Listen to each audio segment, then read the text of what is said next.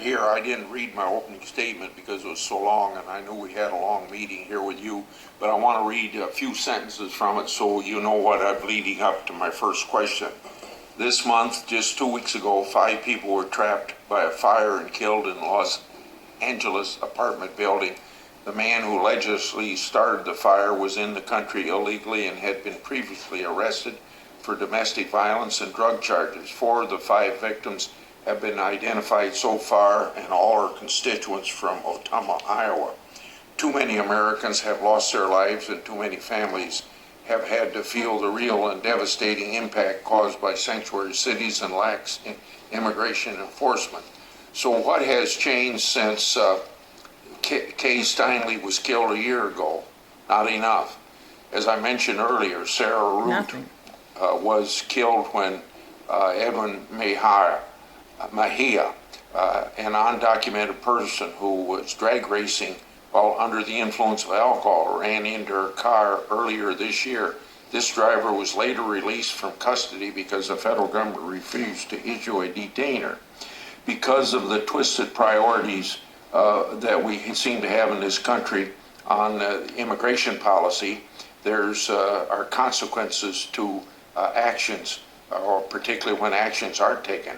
Criminals are not being detained, and even when somebody's life has been taken. This is why I introduced a bill last night that would address this problem. So I, along with the senators of Iowa and Nebraska, sent a letter to Immigration and Customs Enforcement to request information on drunk driver that killed Sarah Root. Instead of providing the information requested, ICE responded that the information was protected by the Privacy Act.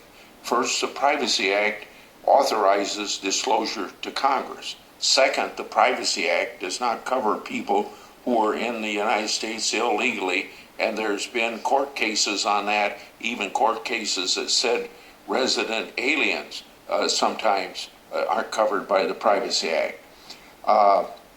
Your department misapplied the Privacy Act by claiming to protect people in the country illegally.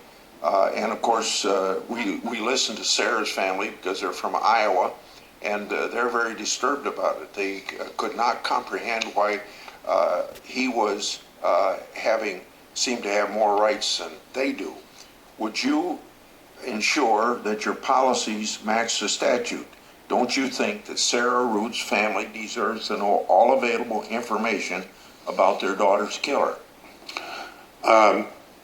Yes, consistent with law. I will look into the request that you have made, Chairman, and ensure that you receive a reply. Thank you.